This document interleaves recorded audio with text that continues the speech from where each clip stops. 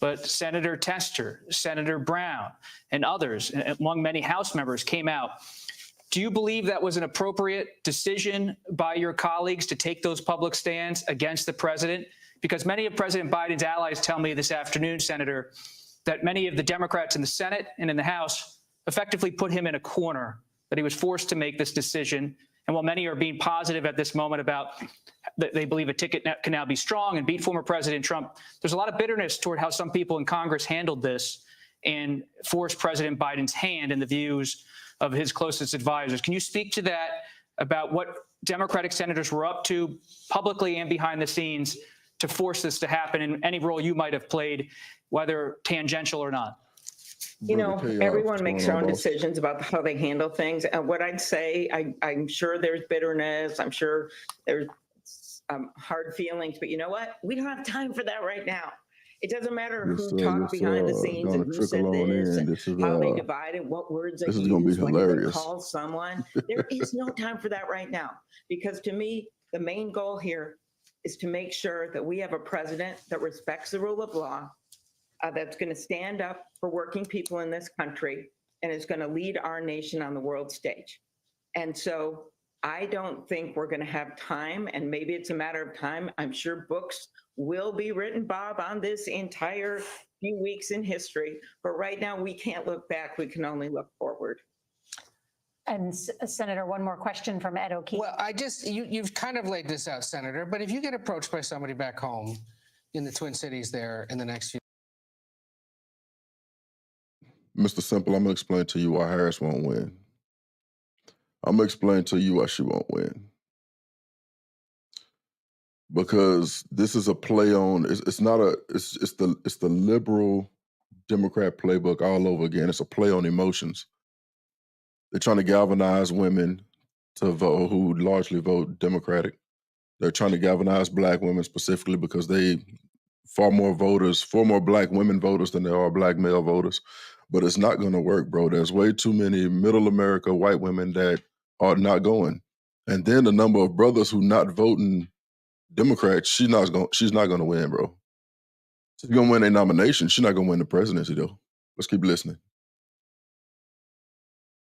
Those very Supreme Court justices who made the decision to overturn Roe v. Wade. She stood up against those Supreme Court justices who issued the decision that has meant that 1 out of 3 women in this country are now living in states that have extreme abortion bans. I then move on to her time as vice president. We all remember what that was like when they came in. I was there on that inauguration stage under the beautiful blue sky, and I saw her get sworn in. And from there, she and President Biden had to get us through this pandemic. And we emerged from one of the most difficult times in our history, where we were in 300 million separate silos, where people weren't even able to go out and go to their grandma's birthday parties anymore. And we came out of that strong, so that our economy is not just stable, we are adding jobs and adding more jobs. They made a focus, and I remember Vice President Harris talking about this when we were debating each other for the presidency. They made a focus of making sure we got there on infrastructure, on manufacturing in America again, on bringing back the rule of law. So she is going to have more than a case to prosecute. She is going to have a case to be made for the future of America. And that's what's going to be on the line in this election. That's Senator. Bro, they smoking rocks. There's no way. This woman got a snowball's chance in hell of winning the presidency, bro. Snowball's chance. All of the dirt, all of the shit she did when she was up in San Francisco as the AG there, is all of that stuff is about to come out all over again. Man, this is going to be funny to watch. Are just joining us, our breaking news. President Biden announced he is ending his re-election bid. It happened at exactly 1:46 p.m. Eastern time. The president writing in a statement that it has been the greatest honor of my life to serve as your president.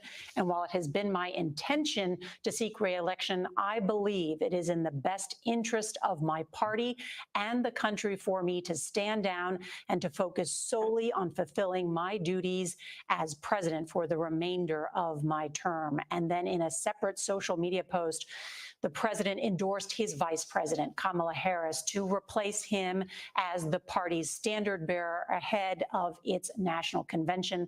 That Democratic convention begins August 19th in Chicago. And we should note that President Biden is the first president since Lyndon Johnson in 1968 to decline to seek a second term. And in fact, no sitting president has dropped out of a race so late in the election cycle in American history. Robert Costa. It's really important we step back and look at the history. Politics is unfolding right now like a tide coming into the shore. We have not seen anything like this since 1968. When Lyndon Johnson decided to not seek the Democratic nomination, the date was March 31st, 1968. We are now in the hot summer of American politics after the Republican National Convention, just weeks before the Democratic Convention in Chicago in August. And this is a time that is so tumultuous in presidential history. In August 1974, Richard Nixon resigns the presidency. And now we will remember in books and histories to come that in July of 2024, President Joe Biden, alone in Delaware with just a few staffers and family members, decided to not seek the Democratic nomination as he looked out at the beach in Rehoboth Beach, Delaware. It's a seismic shock. They lying. Alone in Delaware with his family overlooking the beach. Man, he in a nursing home. Boy somewhere in a nursing home drinking his Ensure, getting his Depend switched out. And they were like, hey, you need to hang it up. He was like, where am I right now? Where am I right now? That boy is in a nursing home somewhere in a Depend, senile as hell. We're cute listening though. They said when Lyndon Johnson stepped away in 1968, at least Senator Eugene McCarthy and Senator Bobby Kennedy had the guts to run against him publicly. What makes President Biden so bitter this afternoon in Delaware is that at 81 years old, he had to relent to pressure that was often private from allies of former Speaker Nancy Pelosi and former President Barack Obama. And at this hour, we are hearing from the Vice President of the United States. Let's go now to Nancy Cordes at the White House. Nancy. Nora, we've just received our first statement from Vice President Harris since President Biden threw his endorsement to her. She says, on behalf of the American people, I thank Joe Biden for his extraordinary leadership as President of the United States and for the decades of service to our country. She goes on to say, it is a profound honor to serve as his vice president. I am deeply grateful to the president, Dr. Biden, and the entire Biden family. She calls what he has done a selfless and patriotic act. She says President Biden is doing what he has done throughout his life of service, putting the American people and our country above everything else. And then at the end, Nora, she says this, I am honored to have the president's endorsement, and my intention is to earn and win this nomination. Over the past year, I have traveled across the country talking with Americans about the clear choice in this momentous election, and this is what I will continue to do in the days and weeks ahead. I will do everything in my power to unite the Democratic Party and unite our nation to defeat Donald Trump and his extreme Project 2025 agenda. In short, Nora, she is saying that with 107 days to go, she's all in. Nancy Cordes at the White House with that new statement from the vice president. And Nancy, based on what you know from the campaign, the entire campaign team will now essentially unite behind the vice president. Is that correct? This afternoon, Nora, there are meetings taking place across this town as Democrats, both within the campaign, outside the campaign, shift gears as quickly as possible to transform this campaign into a Kamala Harris campaign. CBS News has just learned that the White House Chief of Staff, Jeff Zients, held a meeting with cabinet officials this afternoon to inform them of the president's decision, to explain to them why the president had done this. We know that there's a meeting coming up a little bit later among Democratic National Committee. We know why he did it. Shit, we know why he did it. We could see that before he ever endorsed Kamala. The dude was bumbling, stumbling, and the fact that they had to force him to back out is a true testament of the type of shit that this party does, bro. The fact that they had to force him, you know damn well you don't know where you are, getting your ass handed to you in the debates, and they still got to force you to step down. They had to call in Obama. They had to call in Nancy Pelosi. They had to call in all of these people to tell them, like, hey, bro, you too old. Your depend is too soiled to be up here trying to debate somebody. The fact that that kid tried to take Trump out, that broke the camel's back. They were just like, hey, there's no way we can win. Our best bet is to try to play on emotions and get women to fall in line and support and try to support Kamala Harris. That's the only hope. They're trying to play on emotions. That I've yet to hear her come up with a policy that benefits everybody across the board. It's always some liberal bullshit. It's always some DEI.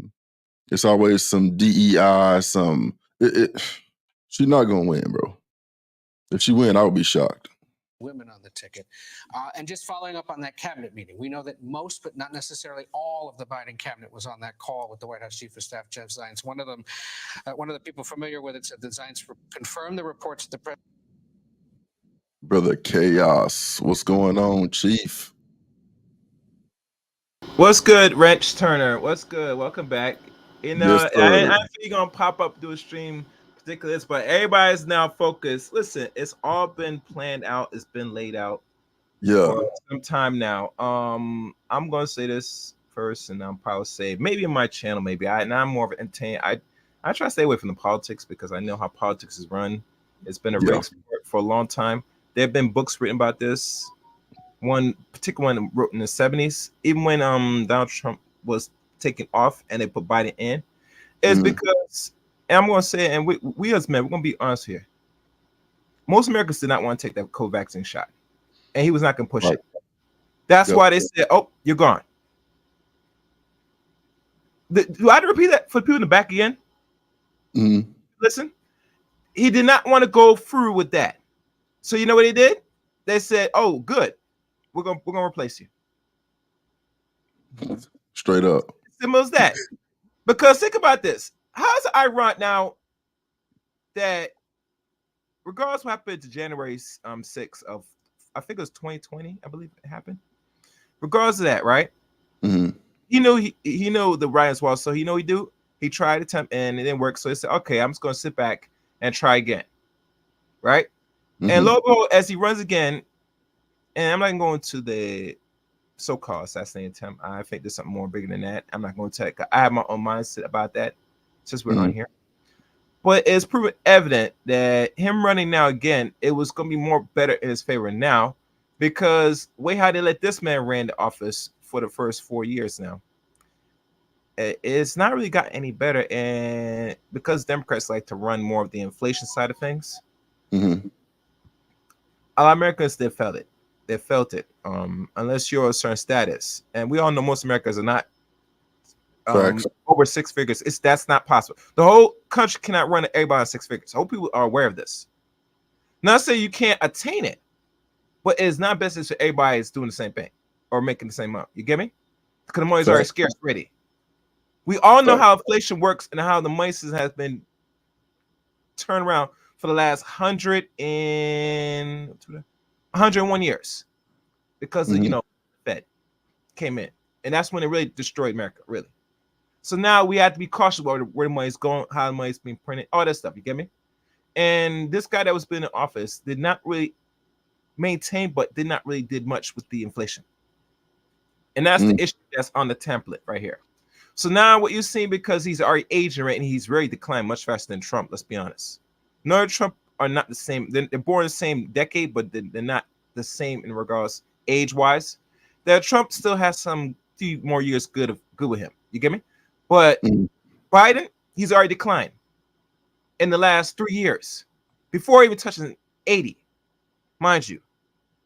And everybody's seen it and knew this.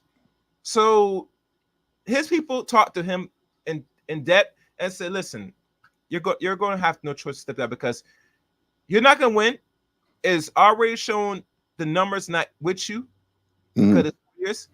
Trump now put himself back in a great position that this is probably, and I'll be honest, I'm not saying it's a cakewalk. I think they slapped him wrist. He said, okay, I'm going to go again. They tried to say we're going to slow you down a little bit, and we all know that did not work. So now if he goes run office, obviously it's going to be highest chance he's going to win. How we know? If you know, Wrench, look at the numbers before this thing happened 2 weeks ago or a week ago with him. The numbers was in his favor already at the beginning of January. So now I look and say, what can we do to slow him down? Because we got to have this guy do 4 more years so we could put a woman in office or slide it in. Now you have no choice. You're going to have to let her be in here for 3, 4, 5 months at best. After that, she's going to have to step down, and then they're going to let the real president come take over. Because no woman has earned the presidency, Wrench Turner. We look at which woman earned to become president of the United States. None of them. Hillary's not going to do it because of her bad rep. Once you disrespect the military, that's what I'm hearing. Why she really did not really get there. No one's taking you. No people outside of America is going to look at you as serious as one president because of your history. Let me ask you this: do you think they're trying to DEI the presidency? Oh, that's a good question. I don't know if it's possible, to be honest, because we in America, most majority presidents are males. So the DEI at a last minute, it doesn't make sense. Their best bet is to have somebody come in fresh, new, work their way up to get the approval of the American people, bro. And this one right here, because we label her as the one drop rule allegedly. And I see pictures. I'm not convinced she's black anyway. But I see black women try to harp on her because she went to Howard. I mean, I don't know how dumb you could be. How stupid could you be? You know how much people that are mixed are not even black that's in Howard? Come on. I'm gonna tell you what really got me with her when Biden first came out and said that. It was during one of the campaigns, right? And they had I think it was Pearls and Chuck Taylors, and they were out doing an electric slide in front of the voting offices. And I was like, man, this is instead of going out and getting the best person, it's a play on emotions, right? It's hey, let's kill 2 birds with 1 stone. Let's get a woman and let's get a black woman as our running mate, so that worst case scenario, if something happens to Biden, because like you said, he was already kind of incapacitated before he even came into office. Right? He was already senile. Hold on, real quick. We got my brother in the back, live from Gavinsville, out there in the good old state of California. Welcome my brother Alvin Holden to the show. All right, Alvin. What are you doing, Alvin? What's up, Chaos? What's up, Wrench? How you doing, bro? How are you? What's going on, brother? How y'all doing? Yeah. Man, we should have known. Oh yeah, we've been well, I'm not sure if we would have known. I'll be honest with you, because we're in July, so we have August, September. October. We only got 4 more months left, and he broke American record now as a president. You jumped out at the almost end point of the election. And they said very few presidents did it. Last president to do it, they said, was Lyndon B. Johnson. That's 56 years ago now.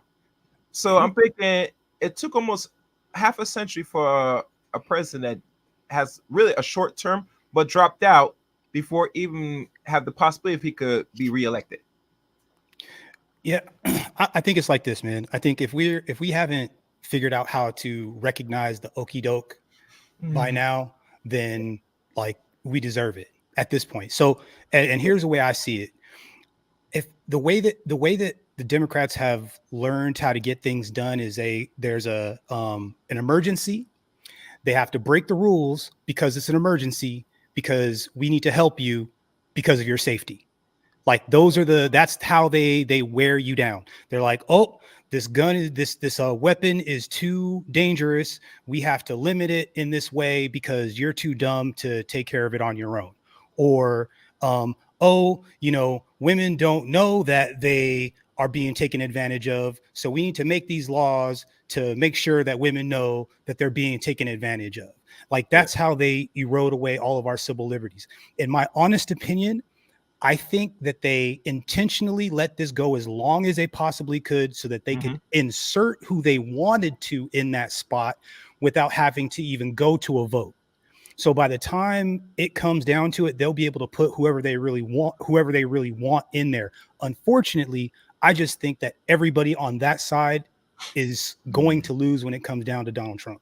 Well, I'll go in further. You see that the whole end game, simple, was to have a woman in office. No woman today in the last, since 2008, when one was trying to run for president and she failed. That's 16 years ago, ironically. Same thing when Lyndon Johnson stepped down. That's roughly 40 years ago. Yeah. The whole intention for America is to be more respectful and more marketable, more globally. They start with a black president back in 2008. The real intention, they really want a woman first, then a black person to show that America has changed. So the way how they're doing it and how they're going about it is actually failed now with a woman. Their best bet is to groom her from the start, get her to be popular enough for both sides for people to take him, but they have not found a way to do it yet. The Democrat side of things, unfortunately. No, So what they're going? They're going now what they consider cheat and say, all right, the only intention is we want you to bring her as VP, so that way at a certain point we're going to put her in office. They should have did this a year ago or two. They wait too long to the point where now you're just going to have her there momentarily, and then they're going to have a man back in office. So if they want this to work, they should have moved accordingly. But you see, we're talking about a party that don't got their shit together. It's where they're falling. I think they do have their shit together. They did exactly what they wanted to do. They did exactly what they wanted to do. It's maybe not going exactly the way they thought it was going to go, but I think that look, when we really step back and look at this at the end of the day, what we're going to find is that the Democratic Party is the one that's been changing the rules, been bending the rules, been changing misdemeanors into felonies, been all of this rule changing that they're accusing the right of doing. They're actually the ones doing it themselves. Think about this for a second. If the Democrat Party suddenly has no say into who is going to actually represent them into going into the next election, who's actually taking away from democracy? What side, right? If everybody's talking about democracy, we're fighting for democracy, and then your representative drops out, and then you don't even have a say into who you want to be the next representative, where's democracy? Right? So everyone is talking about how the right is gonna, we're fighting for democracy and they're never gonna, but the ones that are actually nibbling away at your civil rights, nibbling away at your civil liberties, making it harder for people to make money, letting the immigrants in, all the people that are doing this stuff that hurts Americans happen to be on the other side. And what we're witnessing is a very public case of cognitive dissonance, where what I see in front of my face is not what you have been telling me for the last 4 years. I got a question for you gentlemen and the people in the chat. So about a week ago, a little over a week ago, almost to the day, a gentleman crawls up on top of a building with a musket tool. He gets a few rounds off, right? These rounds come screaming at the president at 2,900 feet per second, whizzed by so close that you can hear it through the microphone that he was speaking in. One clips his ear. He goes down, Secret Service dives on him, try to protect him, or does protect him. There are so many pictures that show where DEI drastically failed just with that picture alone, right? Yeah. And with blood pouring down his face, we're all Americans, bro. We were born here. Generations go back of us coming from. We know this country, right?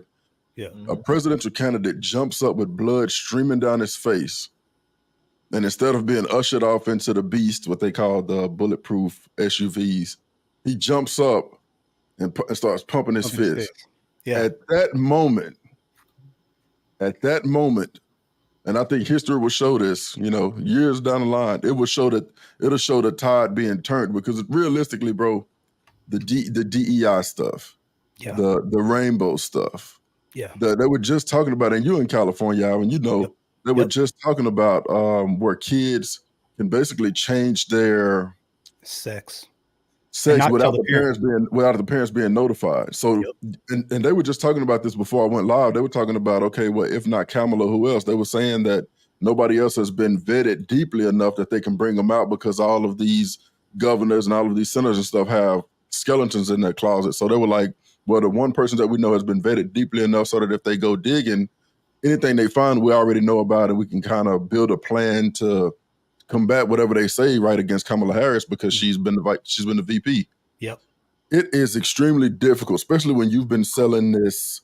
You've been selling this idea that everybody gets a trophy. Hmm. You've been selling this false narrative of equality between men and women. Hmm. The men who actually are in the workforce and the men who are in the military and the men who, it's not equal. It's not an equal playing field. But you've pushed this narrative that the workhorses of the country, right? The workhorses of the country, i.e., the men, the Yeah. workhorses of the guys that build the highways and the skyscrapers and go out and do the dirty work. Those men are voters. Those men are voters too, and they're not the high six-figure guys. These are salt of the earth, middle America, blue collar voters, and Yep. in some of the most important states. You know what I mean? Yep. When you basically beat back any of their concerns, they don't have a voice. They see this DEI stuff happening. And these are not the most educated folks. These are folks that really want to know, all right, who can get the job done and put the best people in place. When you tell them, no, forget all of that. Forget all of that. You need to vote for this person who is going to push an ideology that doesn't work. Yeah. Right? How can you combat that? I don't see any way of her winning the presidency against the guy who just took a round to the air and jumped up and pumped his fist. That's more American than what she has to offer. It's What not say even, you? it's not even close. And look, like I said, bro, I'm not a Trump guy, right? I'm not a, I do I think he's racist? I just don't think he cares about black people. I don't think he gives a fuck. It's like, as long as if you can make him a buck or make him look cool or there's a cool photo op, he'll take it. But does he want a black guy marrying his daughter? Absolutely not. You know what I'm saying? So I get it. But the one thing that I will say where he has won me over is he seems like he's willing to make a deal. So if you put something together and you make it worth his while and you present it, he will take a deal, no matter how crazy it sounds, no matter how whatever, he will. And that's something that the Democrat Party hasn't been willing to even sit at the table. So he almost wins off of that. And that image, I knew it, bro. They got people laying baby Jesus hands on him at this point. You know what I'm saying? We'll never be able to get rid of this guy at this point. You know what I mean? All we got to do is jump on the bandwagon at this point, because the thing that happened, regardless of whether or not he been racist to me since Central Park 5. Can I address this statement? Yes, sir. Okay.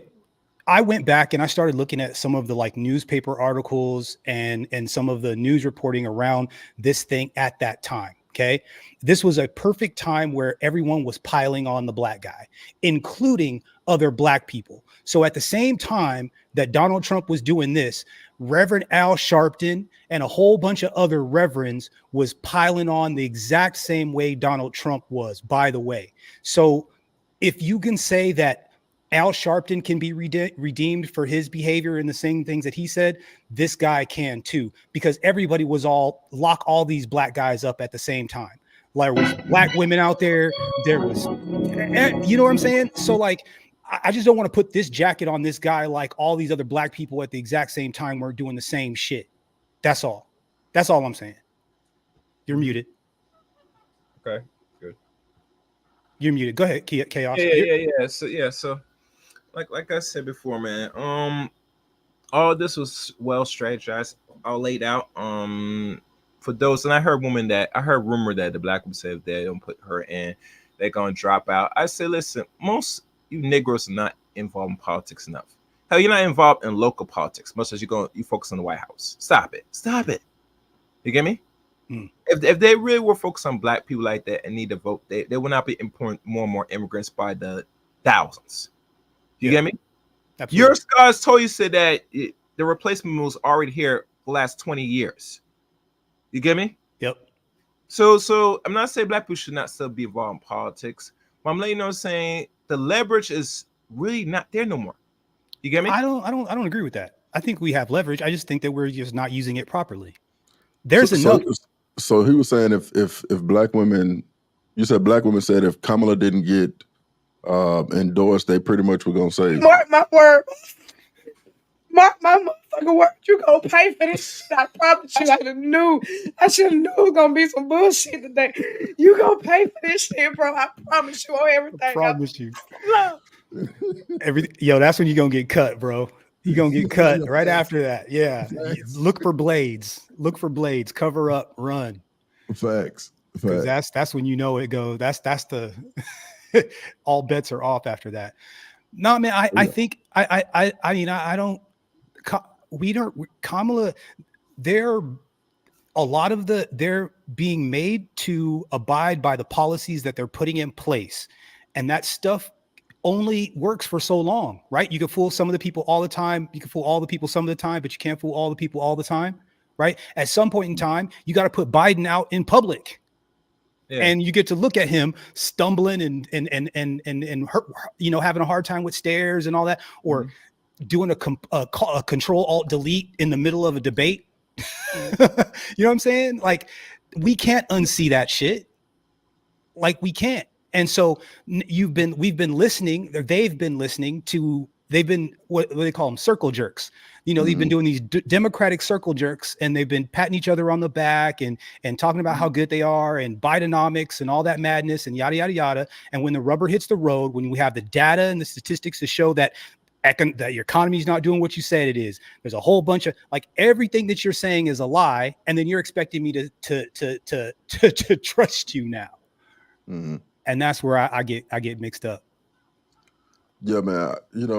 I'm of the opinion that they've had a good 4 years to show how much damage they can do in 4 years, bro.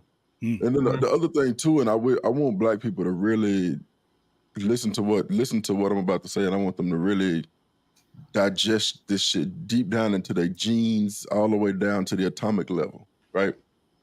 I don't care. When I look at who I'm going to vote for, my feelings are turned completely off. I want to know, what are you going to do? And if what you are going to do is going to benefit me, right? I know that I'm going to get up every morning and go to work.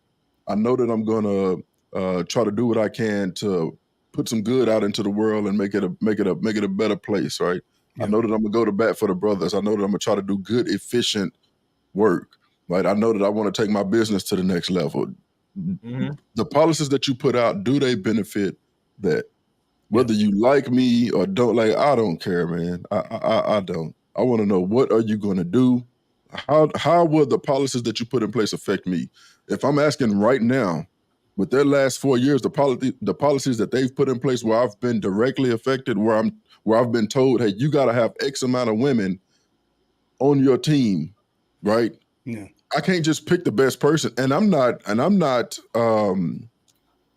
leaning one way or the other. For me, I care about having the right person in place to be able to do the job, so that we can collectively get on board, and we all have a true north. We know exactly where we're going, and we're going to go out and tackle this difficult problem all together. Not just me. I may be the leader of the team, but we are going to collectively understand where true north is. We're going to go after this problem and solve it. I don't care if you're black, white, orange, blue, man, woman, whatever the case may be, right? Yeah. When you come out and you put policies in place, or you incentivize businesses that begin to put programs in place that directly affect me, I have a problem with that. In order for me to leave I left a 6-figure job, bro, that I had been at for over a decade because of policies like that. Now, being somebody, and y'all know, being somebody who wakes up every morning and goes out on purpose to try and enrich people's lives and give them the tools that they need to get to the 6-figure mark, if that's what they want to do. Yeah. You've directly put an ecosystem together that negatively affects the way that I got to lead my people, because instead of getting the right people for the job, I have to have X amount of women. You know what I mean? And these programs only affect at the ground level, because when Yeah. you look at upper leadership, it's whiteout. So, Yeah. so where's the DEI up there if that's what you really want to push? That I'm so glad you said that. Yes, sir. I'm so glad you said that. And I'm sorry. I just had to make sure everybody didn't let that go. You know what I'm saying? Because Right. it's fake. It's DEI for y'all, just not DEI for me, right? Yeah. We care about black people and minorities, kinda, sorta, as long as it's all being done in bad faith. Yep, You know what I for mean? sure. It's all being done in bad faith. And if I may, I'm sorry. Go ahead, finish your point. My fault. No. I was landing there, bro. It's just that, and for me, bro, even when I look at the upper echelon, I don't feel any type of way about it. All I care is about a fair shot to get there. You know what I mean? Absolutely. But don't tell me that, we're all about diversity, equity, and inclusion, but it's relegated to a very small part of the business. You know what I mean? It's hey, like you said, DEI for thee, but not for me. You know what I mean? Absolutely. And for me, I feel like you should wipe the slate clean. It shouldn't be none of that shit. It should be strictly, hey, who are the best people for the job? 100%. Who's been able to show and prove, and let those folks take off and do whatever they need to do. You know what I mean? Absolutely. Yeah. Well, like I said, I can show you. There's proof that what they're talking about is bullshit, right? Everything is all kumbaya. It's all kumbaya till they start dropping bomb or things in Gaza. All of a sudden, you're seeing all these, relentless Palestinian babies, and we're like, whoa, what's going on? And they're like, hey, this is Israel. Yep. This is Israel. We can do that. And suddenly all these people are on the other side. 50% of them on the other side are kind of like, well, wait a minute, hold on. I can't square this circle. You know what I'm saying? And this exact same thing is happening. That's the cognitive dissonance that I'm talking about, right? Joe's not too old. Kamala didn't sleep her way to the whatever. Now the roosters have come home to roost. And the thing of it is, it's not just that. It's the strategies that they've used, right? Like Russia, right? Like if we really go back, I went back, bro, and looked at some of the videos and some of the trying to put that jacket on that guy. And again, I don't care for him, but when everybody was like, if you say anything positive about the guy, you're a Russian asset all of a sudden or whatever, right? And then and the way they literally snatched him off the internet, you're not supposed to be able to do that. And that was an example. Oh, if you could do it to him, you could do it to anybody. That circles all the way back into censorship, right? We keep talking about the Dems and talking about democracy, and the ones that keep trying to shut everybody up is the left. Yep. You know? Yep. My grandma used to say, how does the saying go? The truth don't need any help. You know what I mean? Or something like that. Something to that tune. But yeah, that there's some pepper in the milk when they start trying to quiet folks down, when they start trying to, they went so far as to try to put a criminal case on this dude, and it was already written that, he had immunity. You know what I mean? Yeah. But just it's like they're trying to kick up as much mud in the bottom of the river to fog up what everybody can see, you know what I mean, or what everybody thinks, so that they can kind of skate on into another 4 years. Man, it doesn't work that. It is very hard. It is very hard to make people unsee something. That Pulitzer Prize winning photo that guy took, the American flag is blowing in the background, the good old glory is in the background, fucking stars and stripes. He's sending up the blood pouring down his face. The Secret Service is trying to get him off the stage, and he is saying, no, we're going to fight against the status quo. Yeah. And there are people who have been feeling that, hey, this is not right, i.e. brothers. You know what I mean? We've been feeling disenfranchised for a pretty good minute. Yeah. You know what I mean? Yeah. I think that, let me ask you this. Do you think that there's enough women, right, enough black women who will look at Kamala Harris and say, I can live vicariously through her because she went to the HBCU, she got the degrees, she's successful, she got a Brad. I'm gonna vote for her because I can vicariously live through Heels Up Harris. Do you think that there's enough women are gonna vote in order to give her a fair shot? I think there's enough dumb women to do it. I don't think that there's enough women to make a difference. She'll lose every time because even white women don't like her.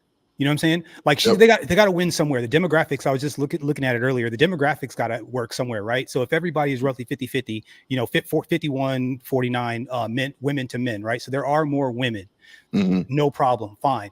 And the majority, and I can't lie, there's been a lot of conservative Black women that I've been out here that have made it. They've given space for a lot of these progressive women to kind of step to the center, which is what which is what you need, right? You have to say, if all these never Trumpers or Republicans were like still full blown like F Black people, I don't Mhm. think that we could at least be able to say, hey, look at us over here. You know, hey, look, we're willing to deal if you guys are willing to talk.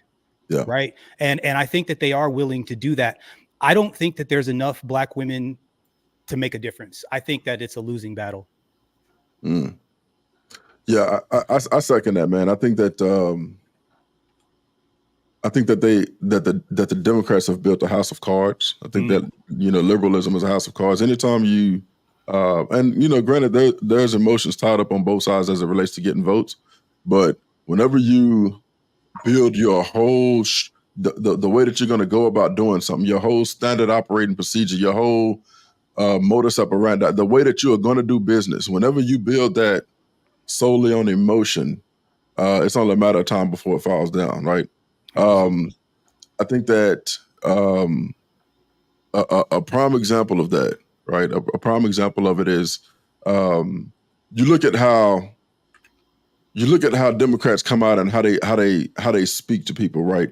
Common sense would tell you that, hey, if you are bringing in a bunch of immigrants, these immigrants are gonna have to have jobs.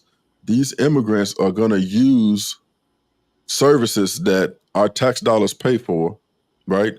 And not only that, they are working on their next voter block for the next 50 years, the same way they did with Black folks, right? And it's and Tariq Nasheed, I'm not a Tariq Nasheed stan, but I got to give it to him when he starts to talk about that aspect. He's spot on, right?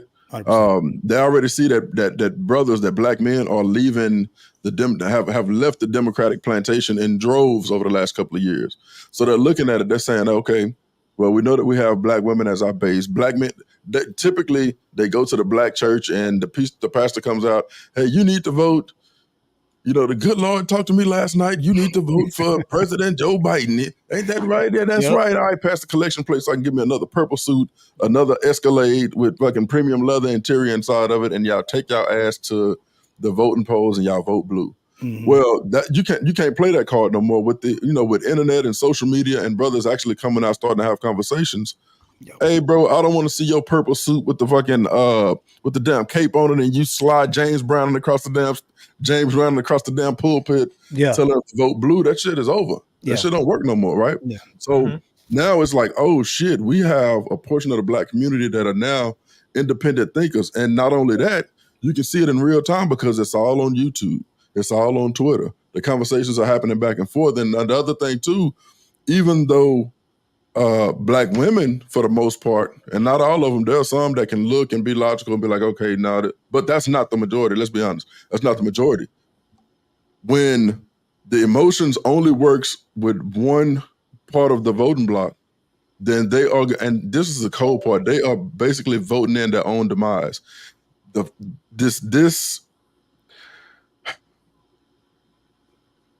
Democrats are literally allowing immigrants to come in, that they're gonna work to get citizenship, and you think about how generational it'll be when those parents tell, hey, we were in a poor third world country, we made the long, tumultuous trek to get to the United States.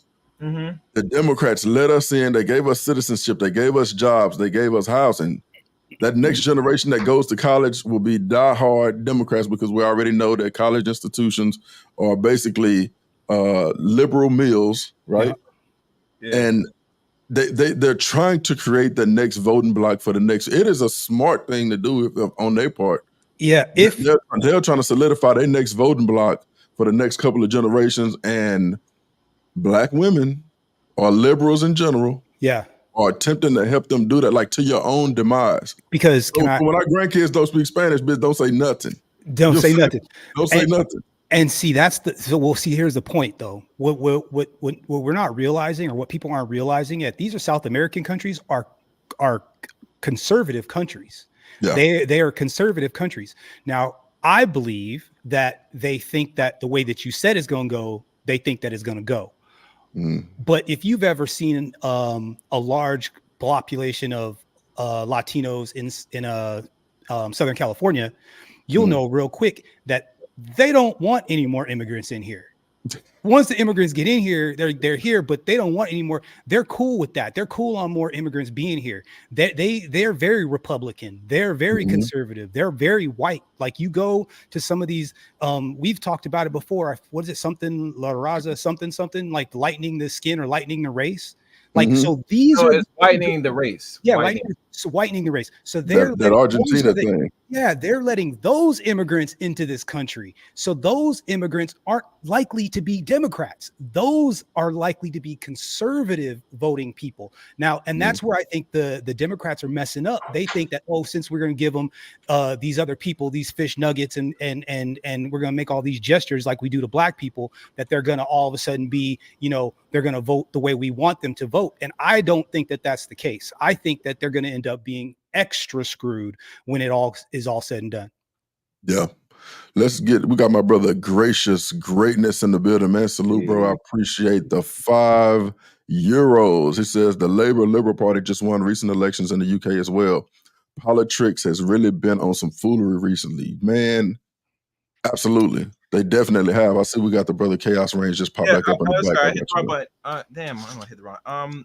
I'll go in further. You gotta understand, America is a white dominant country. Yeah. Their best interest is to keep importing a dying population that is not replacing and is impossible to replace at any given moment. So when they bring in non-black immigrants, Latinos, they are going to identify as white. And not only that, they are going to be, like you said, conservative, not going further. They are going to really vote in their best interest. And usually they want themselves and others like them and keep it that way. So at the end of the day, the Democrats, just like Republicans, will bring them in, but they notice that when they come in, they're going to fill in and add on to the white more population by numbers. So that is not replacing. Yeah. And it serves them for a long term than what black people might think to believe. See, when they say that you're going to be voting Democrats or you're going to stay one-sided for half a generation, they mean that for a reason. And women are the ones that are doing this because they want some form of subsidies in the end, you could bank on that, but at the end of the day, it's not going to do you well in the long run, especially if you're trying to gain anything of importance. You get me? Yeah. When they cut back, they cut back. It's that simple. And no party's going to fix your cutbacks. You get me? So they could probably supply you just to keep you above water, but that's not living. You're actually deprived. But when we talk about black women, if we got to go there, they're comfortable of living above water. As long as they don't have to deal with no man and they go around and screw and fuck anybody, they're fine with that. You get me? I heard one story, one particular, and I'm going to be honest with you, saying that, black men should, let's say, compete with the government. I say, what do you mean compete with the government? Unless you're not a part of that body, you're not compete with nothing, because the people that's ahead make the rules. They change the policies that you have to absorb and deal with. So if you're doing it, if you do it to the best interest of black women, because they're getting a little stupid stipend that it's like close to 75 grand or maybe a little bit more or less, they're not even above water. So if you're doing that just to please them, then you have dropped the ball substantially. You should be, as black men, do in the best interest, work with other brothers as best possible, and make some way in the best interest of other men, especially in our own group. Period. If women don't want to deal with it, they go with the business. You don't need that, because they will hold you up. They will slow your progress. And I'll go in further. And I'm definitely going to do a live stream on this. I found a video of one particular brother interviewing the brother, the white man, I forgot his name, Mr. Rivas or whatever. And he did admit that, these women that were on this Democrat side, that are women, have stepped in and stifled the progress of improving young black men that will be the black men that they complain about. He has proven that. Yeah. So now, and mind you, the reason why I'm saying Mr. Charlie Mount will say much more further than most Negroes. Let's keep real. Because when you say, if a black man say it, it doesn't hold no weight. Let's keep real. But when you're the white man they love and here says it, it holds much greater weight. So now I'm probably gonna cover that, especially personally, because let's be fair, honest. the only reason why they do what they do is for the control. If they feel they're gonna lose control, they're gonna do one two things. They're gonna panic. They're gonna say stupid things to make up opposition move a certain way, but you have no power. You could say that all day, every day, but they're gonna move in the best interest, regardless of what you say. Oh, you're not voting for me? That's fine. I'm not really focused on you. I'm looking at the best interests. You get me? And for me to really have some significance in this party, because they're going to have to regroup now, and it's definitely a regroup now, and they're going to have to start grooming now. But when this year's over, that they got to look at the best interest movement in the next 4 or 8 years now, because how they structure this, just putting this older dude here, just Evans was a big mistake. But I see why no one didn't step in at the time, because Donald Trump, by default, like most presidents in the last how many years, 30 or more years, supposed to do 2 terms, and they really wanted him to be 1 term. And that's it, for what reason? And we all know you could do that, but the problem is once he's in, you got to survive whatever policies does in the first 2 terms as president, and after that you move on to the next president and prepare for the next almost decade. That's how I look at it. You don't prepare for the next 4. You got to prepare for the next 10 years coming, because whoever's in there, they're gonna probably keep him there for 2 terms, regardless. But go ahead. Were you gonna say something, Rich? No. I was going to tell Brother Chaos to go ahead and land, so you can go ahead and chime in. What you got, boss? A couple things. I see black women. I don't know if you guys have younger siblings. I have 2 little sisters, and there was a phase when I was younger when I realized that I could manipulate them. And what I mean by that is, like, we would go and get like candy at the store, and I would be like, I'll trade you 1 of these for like 3 of those. You know what I'm saying? And I was hustling my little sisters, and I didn't do it for very long, but you know what I mean? I was a kid, you know, I was hustling. And then I realized this is some sucker shit. Why am I hustling my little sisters? You know what I'm saying? Like, I'm screwing them out of bubble gum and shit. But that's how I see black women right now in the Democratic Party. Like, I see them as being like, they're their little sister that you can manipulate, move around, and get them to do stuff or whatever. But at the end of the day, you could just take your candy and leave. You could take her candy and leave. You know what I'm saying? Like, she's not nearly as significant. At the end of the day, she's just going to sit there and cry. You can sit there and watch her cry. You can leave, but she can't really do anything for you against you outside of call somebody else. If she calls your parents, i.e. the government, to come get you, then that's what it is. But she by herself has no power. And that's kind of what I wanted to like get at, as far as like what I think of black women right now in this situation. And what's happened is they've been drinking the Kool-Aid all these years, black girl magic and all that, and they're finding out real quick when it comes down to it, oh, that Roe v. Wade, done. Oh, that whatever, done. What? All those bans or whatever, done. What's that, Chevy? Done. Like, you know what I'm saying? Like, all that shit that you've been talking all these 50 years, they went on ahead and unwound all of that just because they felt like it. So they don't have the power they think they have. And what I believe is, and shout out to Arrowhead, they're making the block hot.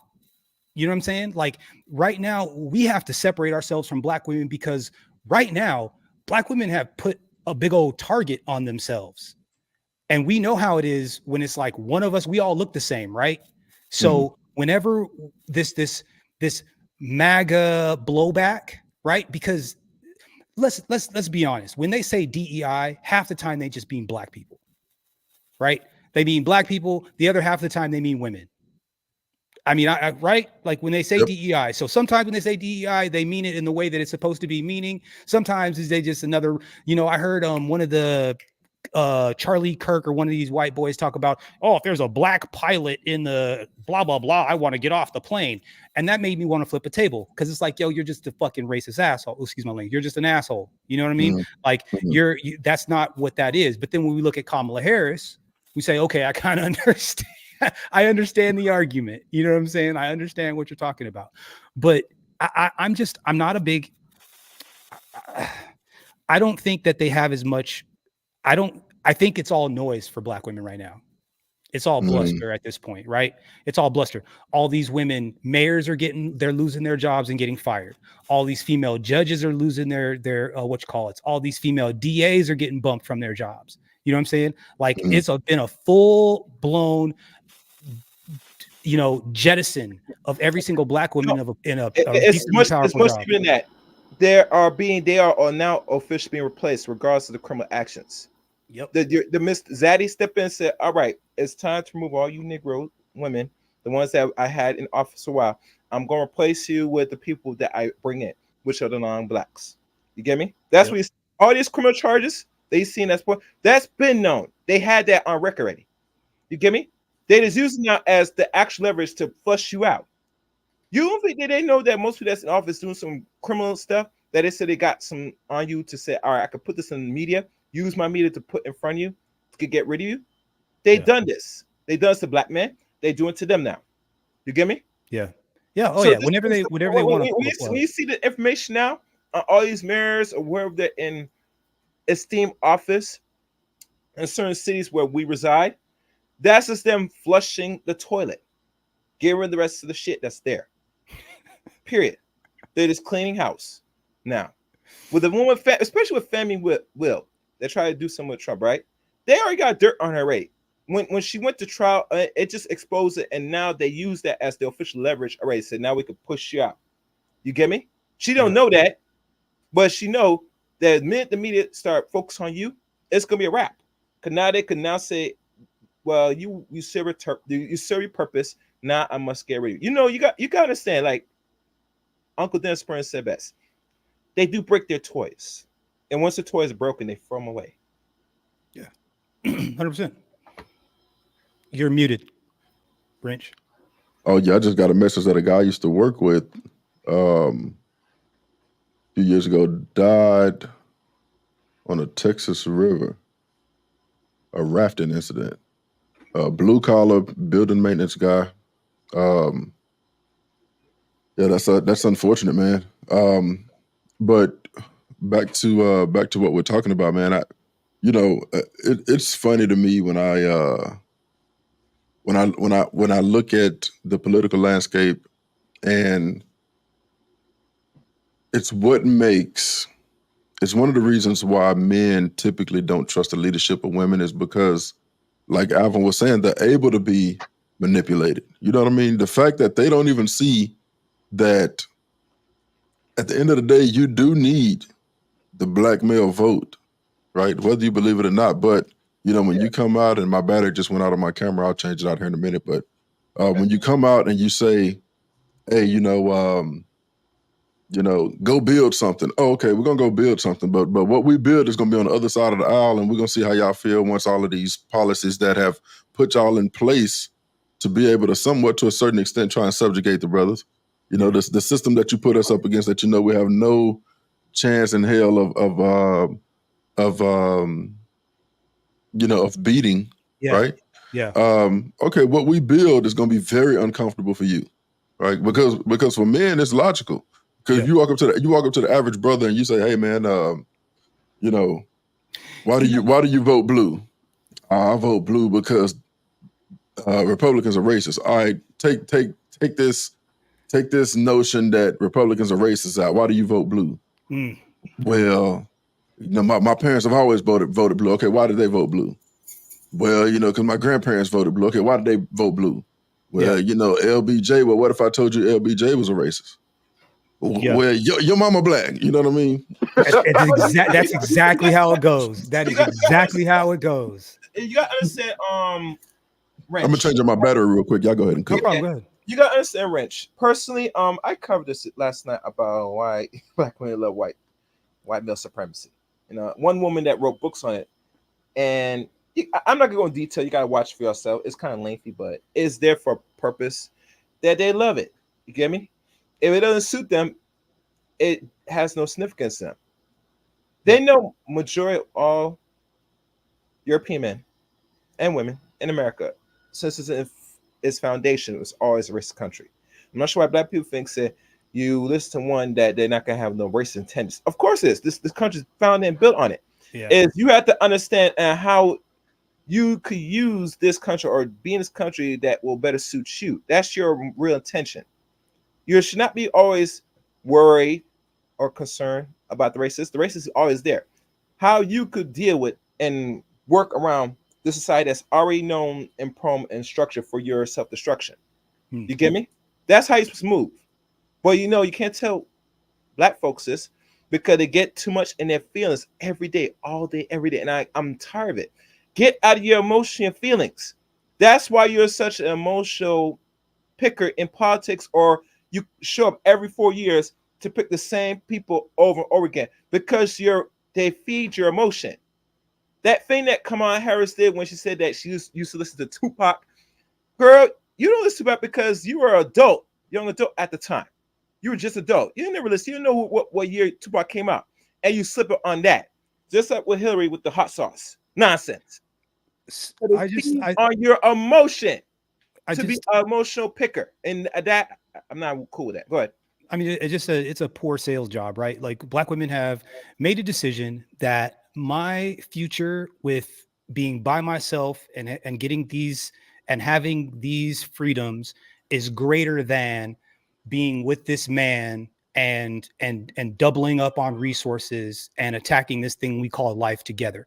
When the reality is, and Wrench, you know this, two is always going to be better than one. Two people can always get more work done than one. Three is always better than one. There is very seldom a situation at a job or in life where two effective individuals would be harder up or less than one. So tell me something. How is it that something so basic, that's why I call my channel Simple Shit TV, something so basic can get away from these women, and they literally think that going out and being out whipping in the wind all by themselves, having children by anybody and waiting on a government check is better than being with a guy like my dad or a guy like Wrench or a guy like me that's just going to sit in the pocket and make sure that this family is straight. You know what I mean? Instead, that they would rather break things. They would rather be argumentative. You know, they would rather, you know, bust your stuff up and make life harder for you. And for whatever reason, American propaganda, maybe, maybe, you know, I like to point directly at the slave farms. I don't know what exactly the situation is, but they have a deep rooted disdain for us that goes all the way up the ladder into the politics. And the only way we can get away from it is if we separate ourselves and make sure that we're clear that we're separate. I think that, bro, some people have said George Soros. I haven't went down the rabbit hole to see, you know, how accurate that is. But what I do know is that there's definitely a battery in their back. Some people can say that it was the feminists from the 60s that put the battery in their back and had a concerted effort to turn them against their men so that they could kind of influence the way that they vote in order for them to get their trinkets, right? Yeah. Mm-hmm. Because they needed the support. But I think either way, it alludes back to what we were talking about. What makes them dangerous is that you can use their emotions against them. You know what I mean? Mm-hmm. And there's no logical stop loss to be like, okay, hold on. Everything is flowing in this direction. Let me kind of step out and look and see what's going on in the other direction, right? Yep. It's not only is everything going in this direction and it feels good, to hell with the results that it's going to bring. It's almost like there's no foresight, there's no ability to look out, you know, years ahead and be like, man, you know what, if we do this is cool right now. If we do this, it's going to have these effects later on down the line. It's Yep. always, hey, this feels good right now. Yeah. I don't care. But I will give you a prime example. I was talking to my girl about this last night.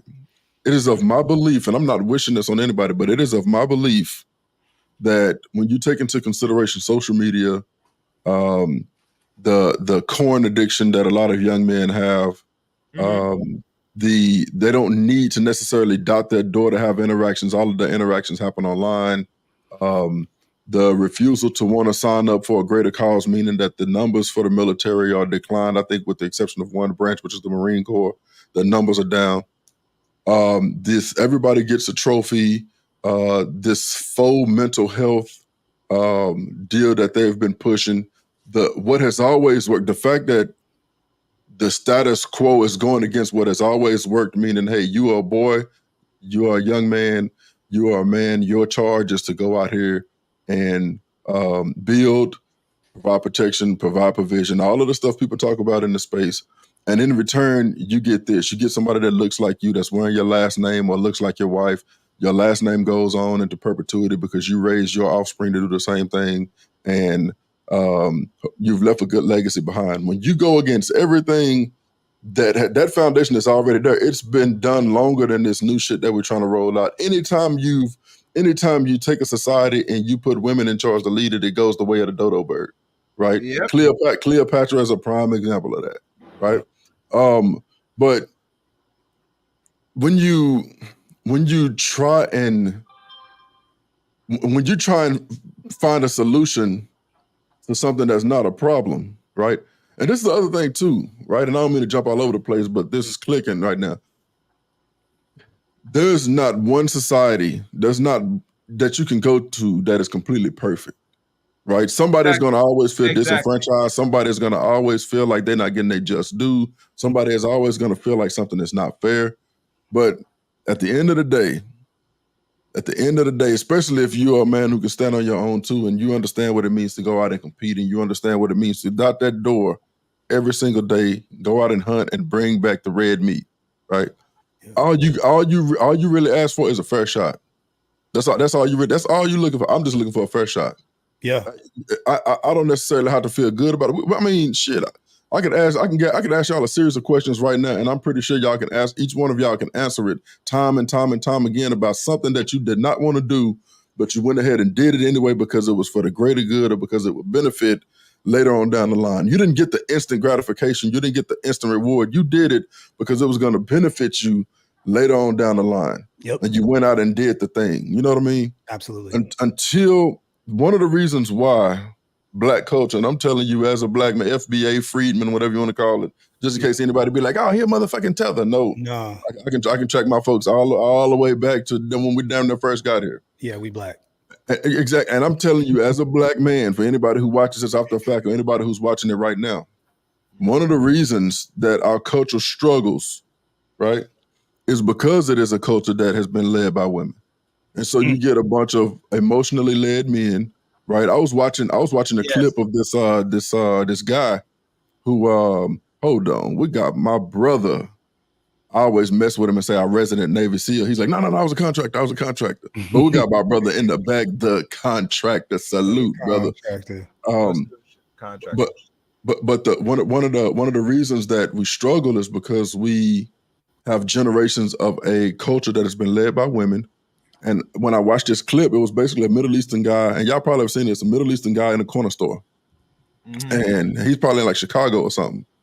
And these brothers come in and he's saying like, hey, good morning, fruitcake. And they immediately fly off the handle. Man, who you talking to? I don't play that shit around here. Come from around the glass. He's over and over. He laughing. He behind a bulletproof glass. Yeah. He's just triggering all of these young men that come in. Yeah. They fly, and it's content for him because they just flying off the handle. Yeah. Unable to control that emotion. If he said it to me, I'll be like, excuse me. Yeah. What's going on, fruitcake? Oh, okay, man. Newport shorts in the box. Yeah. And give me a lighter. Yeah, because at the end of the day, you're behind the counter at a gas station. You behind the glass, bro. You see what I mean? At the end of the day, you behind the gas. I would hate my job too. You know what? Of course. Sure, bro. Yeah. Take my money. And you know what? Keep the change. Right. And your people probably own it. I'll be like, oh boy, you crazy. Let me get them Newport shorts in the box. Yeah. Okay, yeah, appreciate it. You don't need nothing else, fruitcake? Nope, I don't need nothing else, Habib. Yeah. You have a good day, bro. Yeah. Out of there. You know what I mean? But these dudes are spending time because they don't have the cognitive ability to be like, where the camera at? You know what I mean? Where the camera at? Yeah. You know what I mean? I'm looking crazy out here in these streets. Like what? Like, yeah, 100%, bro. It's easy. And they're laughing at us. They're laughing at us. Bro, I'm telling you, right where I am in San Francisco, but everybody that's working here, mad Latinos. Okay. You know what I'm saying? There's a Mel's Diner next to me. Mel's Diner, right? Great Americana, drive-in Americana. there ain't no white people that work there. It is 100% Mexican. And I mean like the little like Honduras, like the Hondurans, you know what I'm saying? Like the Yeah, little ones, the little short, the real deal, short Holyfield. round. Yeah. But males and females, they work the kitchen, the front, the host, the whole Mel's Diner, Great Americana, right here in the middle of San Francisco, in one of the most affluent areas in the entire country, is 110% Hispanic. All of them. Yeah. And I'll walk through this alley in and out of my own place, and they look at me like I'm in the wrong neighborhood. Yeah. I'm like, yo, player, I will fuck your little ass up. I'll snap on. I walk around like I want problems. They leave me alone, but I walk around like I want problems because I'm like, you know what? One of these little bastards, one of these days, is gonna get real froggy, you know, because they believe the propaganda, right? Our women have been spewing the propaganda. You're lazy, you have babies and you leave them, you have bad credit, you don't work hard, right? All those things. So these immigrants come here saying that shit like preloaded. Like, wait a minute. But you see, and you know, I don't really take serious with the immigrants and what their views of black people. Hey, brother, Chaos, real quick. Let me get Contractor in, and then I'm gonna hand it back to you, bro. Brother Contractor, what's going on, Chief? Salute to you, good sir. Salute to you. Welcome back, my big brother, Mr. Turner. Yes, sir, man. I appreciate you coming up, bro. I know it's been a minute, and man, your boy, life been lifing, as they say. But yeah, what you got on the topic, G? Actually, I want to add to what Alvin just said. Like, yo, I did a job for the insurance company, right? And down here where I'm at, down south, bro, it's a whole community of red dot, not feathers, right? Everybody follow? Yeah. So as I'm completing this project, now they bought the whole development. They old boy peeped into the game, how they do it, what they do, so on and so forth. These mofos were looking at me like, black man, hurry and leave. I'm like, what the hell? Now it's a whole community, dog. They clutching the purse and clutching the pearls. I'm like, you see me covered in drywall dust. Like, obviously, I'm not here to rob nothing. Yeah. But they believe the rhetoric, though. Of course. Keisha doesn't realize how dangerous it is until it gets reversed on them. Now, that's the part right there. Yeah. They don't get that part. Yeah. When it gets visited upon them, that's when they break, bro. They break up. Now, as a man, I went through what I experienced. I saw. I'm like, all right, cool, bet. I peeped what it was, and I shook the guy's hand after the job was done, and I got a referral for the next house down the street, so on and so forth. So I'm like, yeah, get used to them. Like, y'all need to get used to this face around here. It's money around here. Yeah, y'all got it. I need it. Yeah, but Keisha and them, they don't get that part. They pretty much made their own bed, man. And if they view us like that, trust and believe they view you like that too. But explaining that part to them is hard, Slim. Yeah, waste of time, in my honest opinion, bro. It's one of the reasons why you won't catch me on a panel with women arguing back and forth. There's an old saying, if you see two people arguing, you don't know which one is right or wrong, and you don't know which one is the fool. I mean, it's one of the reasons why I never even participate in that shit, bro.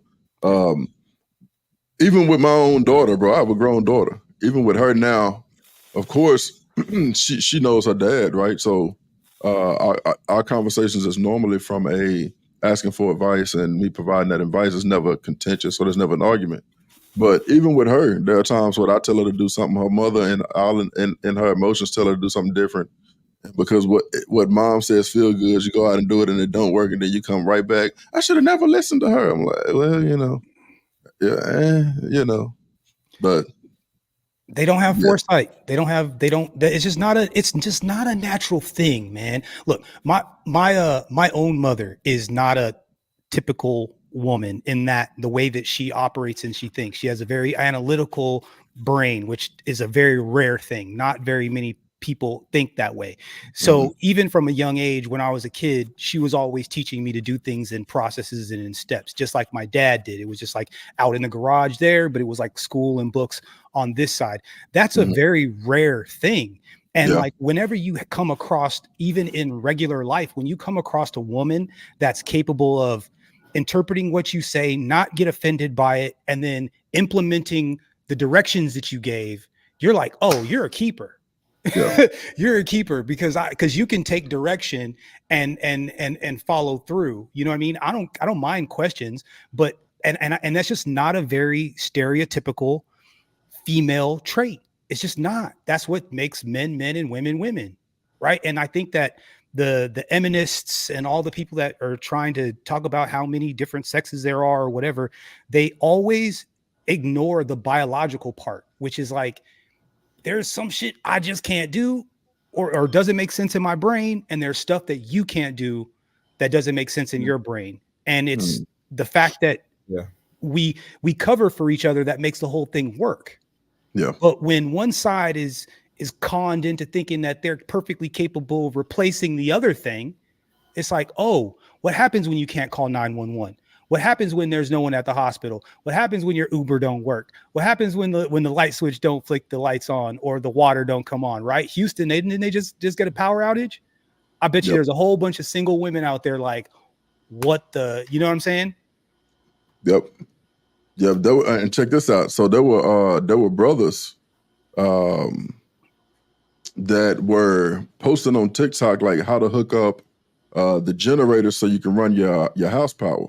So they would have the generator hooked up, and then they would have like the RV cord, hooked up to your 220, and then they had an interlock on it so you can make sure you turn off the house, the main, turn off your turn off the power to your generator so that you can turn on the house power, because if you turn both of them on at the same time, it can backfeed to the line, and it would put the linemen in danger when they were trying to bring the power back up.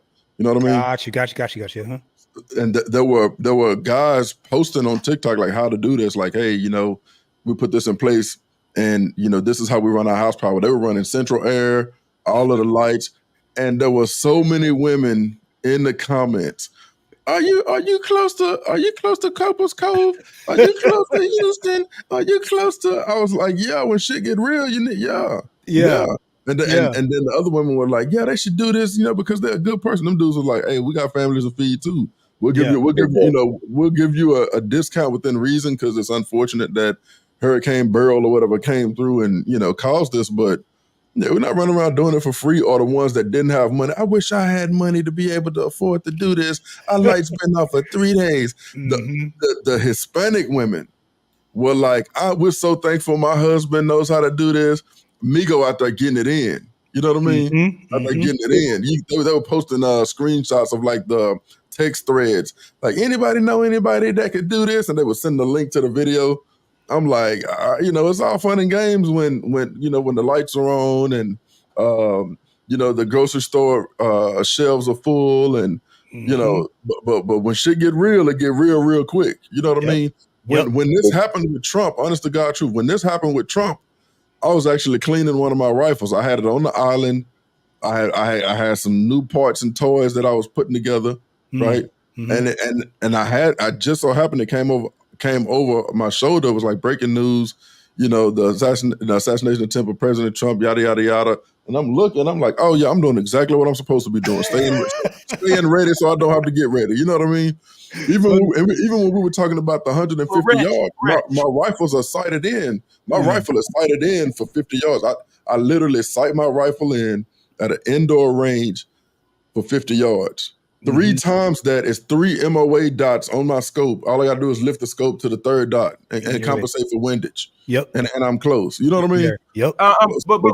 But Reg, you didn't get caught up on the. I don't know if you were still in Texas when it happened. Were you in Texas? Hell yeah, man! I ain't miss a beat up here, bro. Okay. I was checking. I forgot you were in Texas. I didn't think there was many friends I had. No, I'm up in Dallas. I'm up in Dallas, bro. That was down in Houston. We got like a little bit of the residual, but it's so far away. A hurricane it got to be a big ass hurricane to really affect us like that. You know what I mean? Like we get when it when it hit land, it starts to lose some of its power, and we get like the residual storm clouds that come. You know what I mean? But what it can do is spur tornadoes. Now we get them more common up here than they do, down there. But yeah, I didn't miss a beat, bro. I got a little bit of rain, and it was a wrap. But yeah, I was literally working on one of the rifles and getting it right when that whole thing happened. So I was just like, you know what? let me go ahead and put in an order for a bunt cake pan. Yeah. You know what I'm talking about? Yeah. That damn drum. Let me go ahead and order me a drum just in case it get really out of hand. You know, I can take care of what I need to take care of. But yeah, man, it's funny to watch, bro. And if I'm being honest, there's a certain part of me that feel bad for him, but I always think about, hey, y'all signed up for that. You know what I mean? Y'all signed up for that. Bro, Big bro. I'm offended. A bunch of liars. I'm sorry. Go ahead, contractor. My fault. Yo, big bro. Let me switch device. Real talk, real fast. See, what we're witnessing is what Uncle D was talking about. Stepping over them bodies, right? Yep. Now, Alvin, you heard me say this many times. Everything cool till the lights go out. Mm-hmm. When the lights go out, shit get real. Mm-hmm. And once the lights go out, that's it. Ain't no more all that and my right, this, that, and the third. Nah, that's not the way it works in reality. Mm-hmm. When them lights went out, all those strong, independent persons, because they ain't women for real. They don't need no man. Yep, not in the traditional sense. You see what you're made of. You know what I'm saying? Yeah. And they saw, I wish my husband, or I wish somebody could do this, or I wish I could get this done. When in reality, bro, I do generator installs. That ain't about nothing, Slim. Yeah. Give me 15 minutes, boom, boom, boom. The hardest part is running the wire to the goddamn panel, and that's it.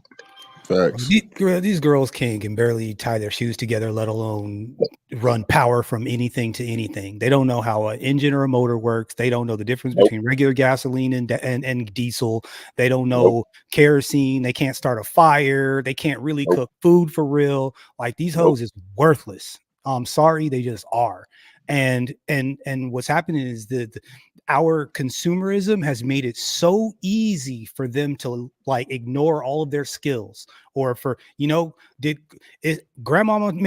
she teach our moms? Maybe. But did our moms teach us? Right? Like, how many people our age? I think we're all in the same pocket. How many people? I've cooked better than every girlfriend I've ever had. I've been better in the kitchen than every single girlfriend I've ever had.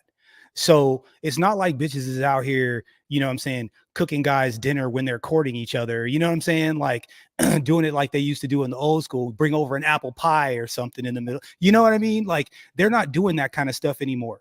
So they don't have the skills. They don't have any respect for us. They don't think they have a need for us. We've been an easy scapegoat, so that they can, get their crumbs off the table from the man. So, like I said, I'm perfectly comfortable separating myself completely, but that's just me. Shit. Me too. Yeah, me too. My girl does everything that I ask her to do and need her to do. I reciprocate by doing the same, and I'm cool money. You know what I mean? Yeah. I was even talking to my own sister, bro. This go to show you. This is why I say, you have to really, as men, right, as productive men, you really have to understand that, hey, some folks just not gonna make it, and what cost are you willing to pay, right? I was talking to my sister the other night. We were texting back and forth. And she always shares her, and if she watching this, yes, sis, I'm talking about you, but she always shares her not LinkedIn, her Lyft or like Uber deal, right? When she coming and going. And so she was asking me about getting her car fixed and, sending me links. Hey, does it seem like this engine is good? And I was just like, hey, you need a husband. And she was like, yeah, where do I find him at? I was like, you don't know where to find these dudes at. You know what I mean? Yeah. And so we kind of jiving and joking back and forth. And then she says, well, he can't tell me what to do. He can suggest what I'm gonna do. I was like, well, you don't want a husband then. So even in my own family, all of them have drank the Kool-Aid. You know what I mean? All of them have drank the Kool-Aid. So even for her, I'm telling her, hey, you need a husband because I'm not gonna be that's not my charge. My charge as your brother, right? Yeah. Is if you pick the wrong guy, then and I know that you are literally, like, if you get legitimately duped, you know what I mean? Okay, cool. I'm gonna step in. Hey, sis, he got me too. Yeah. Because if you're doing it right, you should be introducing him to me, right? Yeah. If you're doing it the right way, hey, he Yep. got over on both of us. Let's get you set up to where, you know, you don't have to worry about this, and let's make sure you're straight. And you know what I mean? Because if you're doing it the right way. You'll sniff out the serious problems much quicker than she can. Exactly. But what tends to happen is that I don't want them to meet my brother. I don't want them to meet my father. I don't want to take him around my uncles because you know deep down inside that he's full of shit. But your emotions, like we've been talking about, you still gonna go anyway because it feels good right now, Yep. right? You're not thinking about. right Somebody had a video up on TikTok. It was this dude, neck tats, face tats, running from the police with his girl and his baby in the car.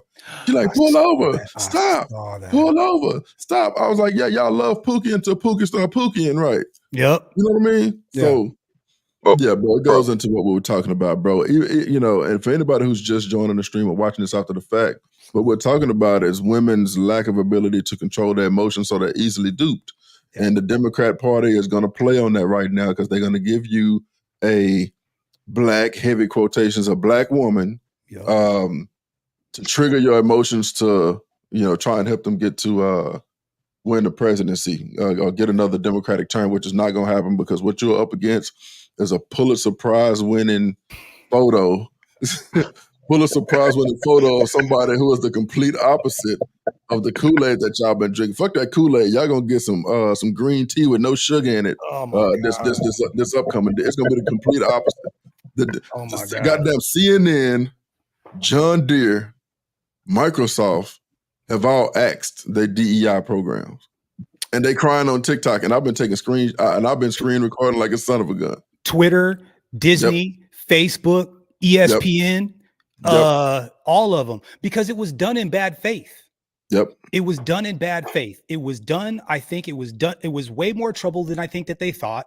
Right. You know, all of a sudden now you're like, oh shit, I really do have a bunch of people I got to hire that aren't like producing the kind of, you know, output that I need them to produce. Now, suddenly now I got to deal with lawsuits. I got to deal, man, I saw some videos of some big, fat, wide back, lovely ladies talking about you're all racist because you're white and whatever. If I was a white person in that room and I was like, yo, who in the fuck let this person in here talk to me like this? You know what I'm saying? Like, who the fuck are you? You don't even know me. Like, you don't even know me. Like, why am they better be paying for me to sit here and listen to this bullshit. And the second they realized it was more trouble than it was worth, gone. The tax write-offs, all the shit that, you know, that it was for, because that's what it was. Yep.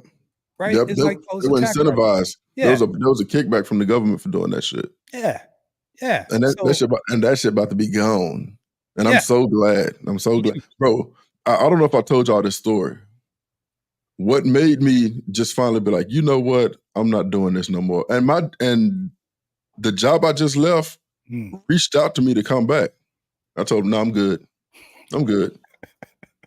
Because I know of 4 or 5 other strong leaders that left the business too. People that have been there for a long time and have literally made changes in the building to where there was a dollar amount attached to it. There wasn't this DEI shit. This shit makes no money, bro. It costs more than what it makes. 100%. I knew it was time for me to go when a woman came in my office, a woman that has directly benefited from changes that I made when I walked into the building. She made like $5 more an hour. Each dollar is $40 over the course of a month. So you're making $200 more a month. Walks into my office and says, I feel like you don't support black women. I was like, what? That's wild. Bro, That's wild as hell. But I was like, yeah, I'm done. I'm not doing this. I don't give a fuck. I know that and I've had quite a few job offers since I've been back home. Yeah. I know that my network is solid enough. I know that I've done everything that I needed to do to make sure my bosses were successful over the years. And this is one of the things that a lot of people don't understand and why this DEI shit don't work. Yeah. People complain about nepotism, right?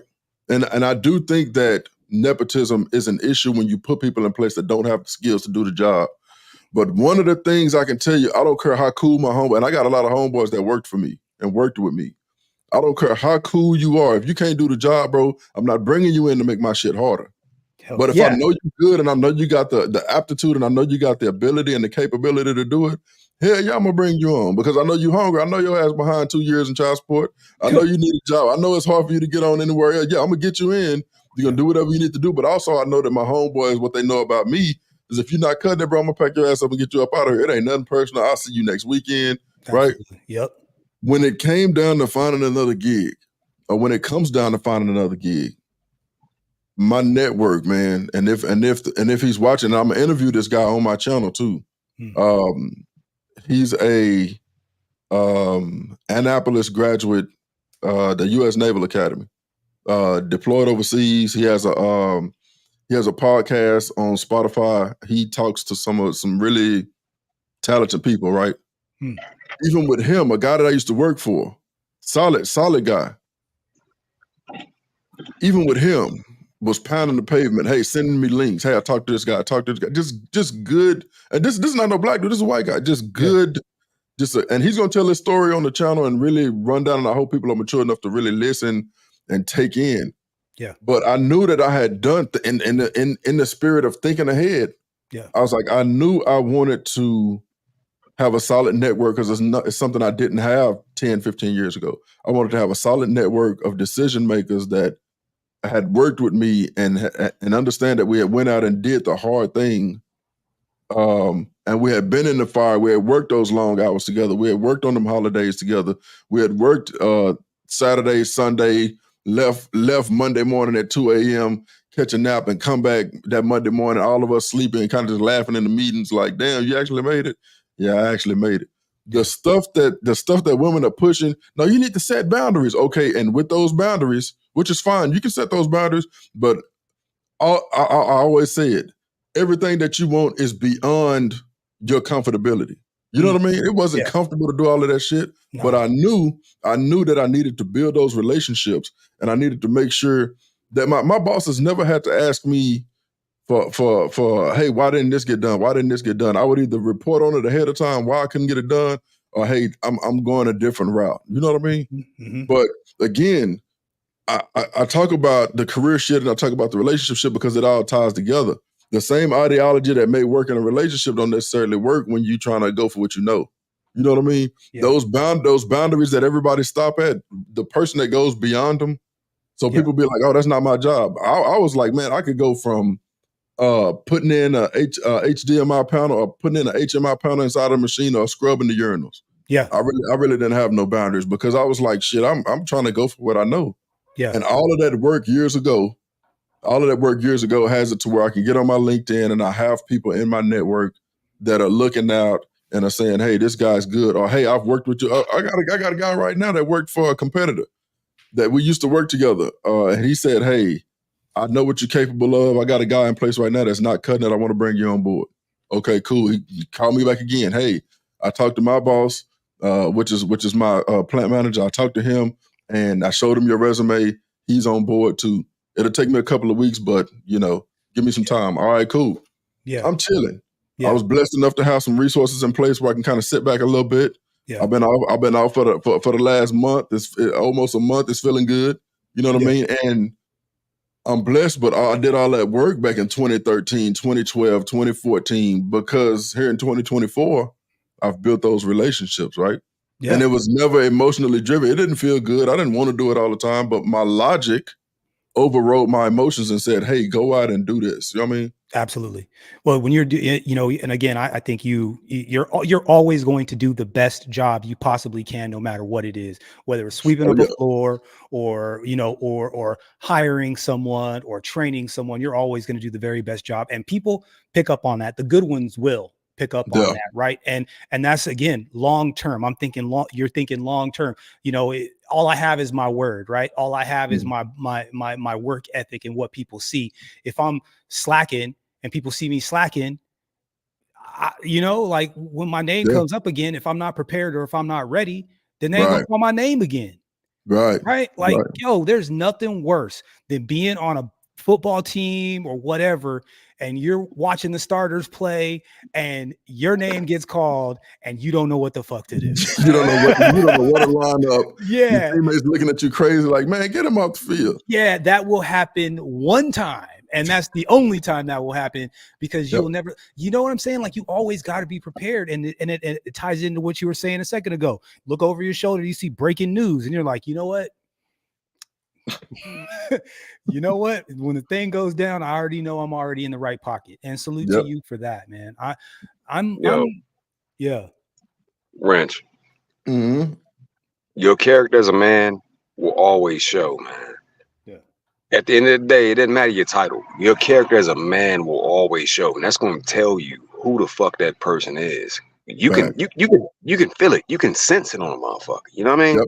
Yeah. Yep. And at the end of the day, if you had to leave one position, bro, it is what it is. Trust me, somebody like you gonna elevate. We've talked personally Yeah. in the Yes, sir. background, bro. I already know. Yes, I sir. already know. Ain't about nothing. Mm-hmm. And oh, I'm sorry. Go ahead. No, go ahead. And I was gonna say even more so, bro. Like brother Machismo will tell you. Me and him talk behind the scenes too. You know, just like me and you. He'll tell you, bro. Even as I learn and even as my network does what my network is doing, bro. Him and I even linked up. I blasted him a couple of messages. Boom, boom, boom, boom, boom. Hey, check this out. Hey, check this out. Because we know none of us make it by ourselves. You know what I mean? So you have to have that network. You have to have that ecosystem to help you be successful. And the only way you build it, bro, is by doing the hard thing, which is why with this presidency, they've never put women in a position to have to do the hard thing. You know what I mean? All they said is, hey, go out and get your degree and the world is supposed to open up to you. You know what I mean? Yeah. Yo, You're better than men. You can do anything a man can do. You don't need them. Here's the government tit to suck on, and we're gonna take care of you. And history will show you that the rug will get pulled very quickly. You know what I mean? Yep. bro. I like what Machismo said last night because we did a pop up. He's that Mhm. that DEI. They're not now they're calling it DIE. Like, yeah. You know what I'm saying? Like, it's just everyone acts like they can't see it, but like, how bad does it have to get before they do? Like, yeah, y'all keep putting these people in power, and at the end of the day, dog, they're not up to snuff. They don't cut it. Yep. They don't. It was a backhanded way to destroy what it should have been in the first place, right? How do you get rid of something? You prove that it doesn't work. Yep. How do you prove that it doesn't work?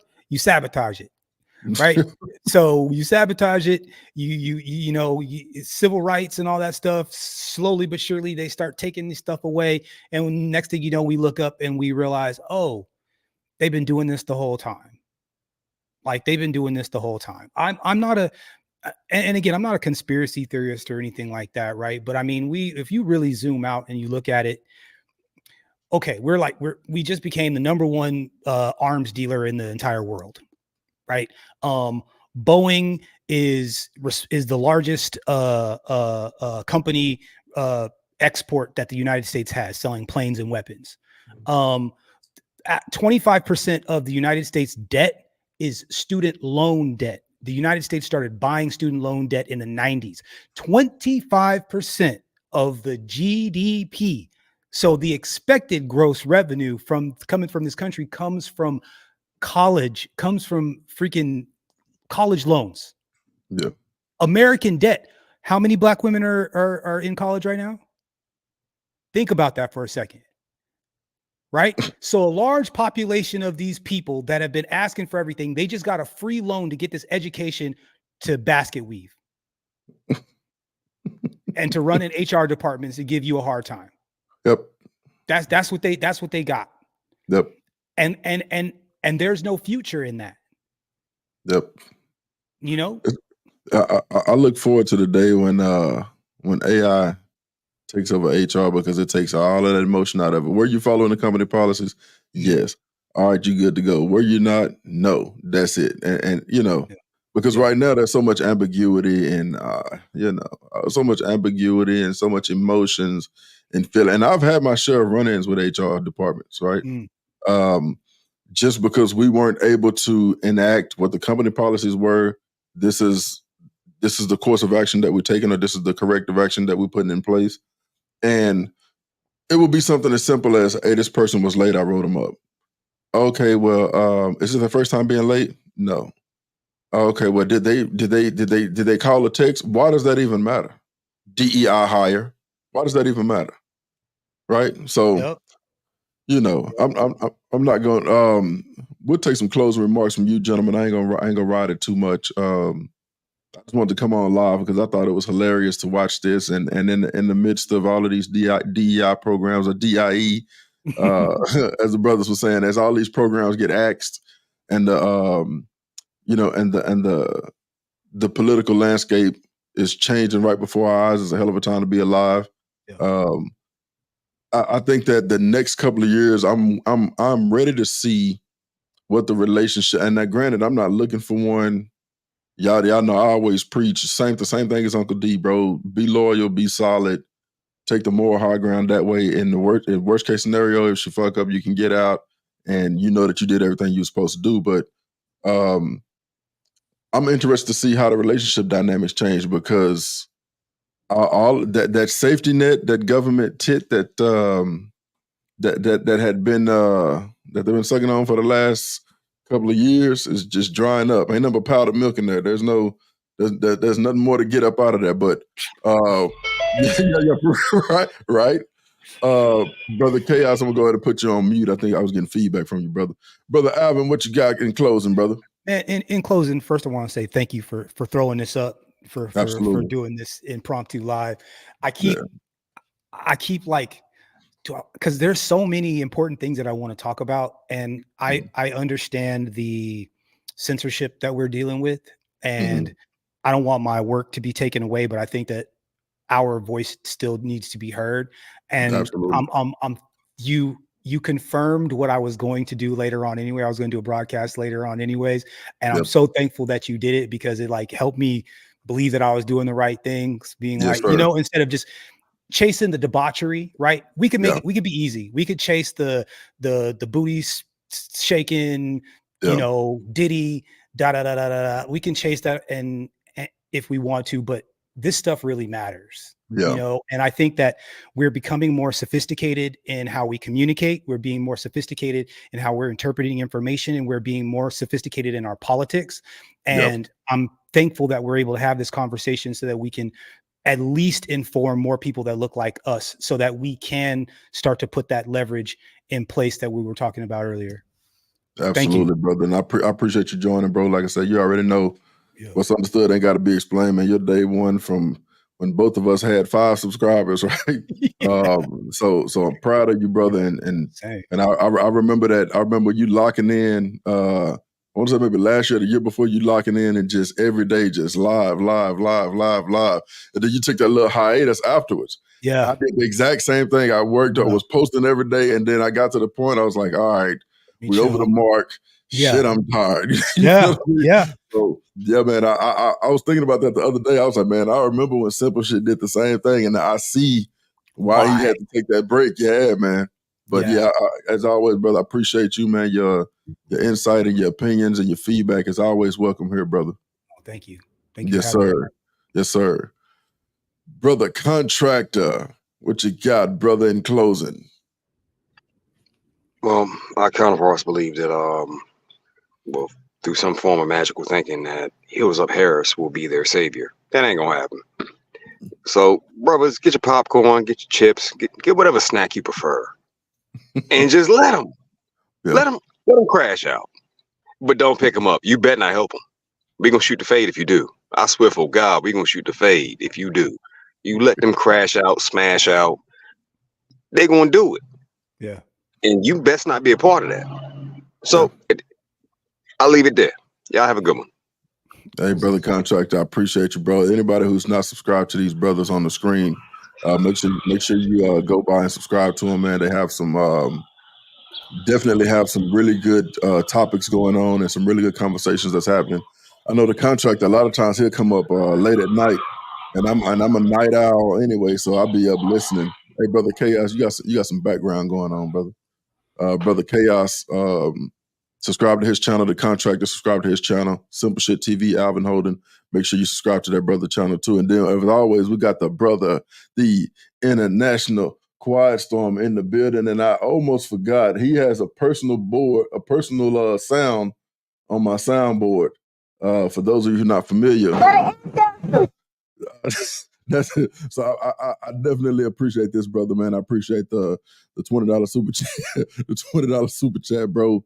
Appreciate the support that you provide throughout the space too. Another moderator for the late great Kevin Samuels, and moderate on a lot of channels around the space, man. Brilliant brother, brilliant mind. This is our resident rocket scientist. You know what I mean? But I appreciate all the support and everything that you do in the space too, bro. Don't think it don't go unnoticed. And I know even outside of YouTube, I know that you have a busy regular life. So the fact that you come over and support all these different channels, bro, mean the world. And I wish we had 1,000 more brothers like you that actually is boots on the ground doing the work, has really good feedback. The fact that you actually called up to, I think you was on Salty Ball's channel that one day. That was amazing to hear, man. So I appreciate you, brother, way more than you realize. Brother Chaos, I'm gonna take you off of mute, brother. It sounded like you was at the daycare or something. It was baby screaming in the background, and That sound better now. all right, what you got, brother? Does the background so good? Sound better now? You good. You good. Yeah, man. Thank you for having me up, Rance Turner. I'm glad you brought me up for my short insight on this. You know, I kind of divulge from any of these conversations personally because too much emotions. I sit back and see what really is the intention and end game for anything else and why things are moved the way they are, you know, and I come to my own conclusions at the end of the day, you know. Like I said before, the man was when he won against Hillary back in 2016. A few black people, or a good portion of black people, I know on Facebook, made the contract to leave the country with her kids and stuff because she think that this man's going to start World War III, do all this other stuff, nonsense, and America still hold up as best as possible for this first term. And now when they put back, I guess, a Democrat, everybody felt so calm, cool, and went straight back to sleep and forgot some of the policies this man has put forth. Not just the crime, but other policies in regards to money. If y'all remember back in the end of 2021, especially when Biden did his first full year or whatever, he put a policy in place where now they watching where your transactions are digitally now from PayPal and Cash App. You forgot about that. That was under his watch. So all that money that people are making on the rug, now that you are taxed. They forgot that. I remember that personally. You get me? It was him, not the other president, did this. He did that. So he actually, if people said this was stable, I'd say, I'm not sure how that's possible, where he's actually, you're being more hurt now under this so-called regime than was the last regime, last time I checked. You get me? Now, I know most people are not business owners and they might not get the bulk of, you know, the relief of you. If you do this, you won't pay much taxes. But under this guy, even if you're a small man, you actually are paying. And you're paying a lot more. So I want that people to sit in well. Just think about that. You get me? So at the end of the day, most likely this was something that's well written and scripted out. He's, like I said, Donald Trump was going to do for 2 terms like most presidents. I've been watching the trends of presidents for the since the 90s. And I've noticed a trend that now one president I know in the last over 30 more years, or probably even 40, have not done no more greater than the full 2 terms. It's very rare you see one of them did 1 term and that's it. One time we had one George Bush Sr. back in 89 to 92, I believe. And now we're gonna see and we saw Donald Trump in the last 28 years. Now we're gonna see Biden the same way, which is short after the first 4 years. So times have changed now. And it's coming. I still believe most presidents, if they get elected, they're gonna do 2 terms. But I don't know. We'll see by the end of this decade, how things go out. But that's pretty much it. I have to say. Thank you. Oh, and guys, subscribe to the Castman Show. I did put the link for this video. Sign up. Good deal. Good deal. Good deal. Hey, man, go ahead and start dropping y'all brothers down, and then I'm going to have my closing remarks, and we will close it out there. Once again, appreciate all of you brothers for coming up. All right. As always, make sure you keep your powder dry, keep your head on the swivel. That's all I got for y'all right now. Y'all be good. Bet.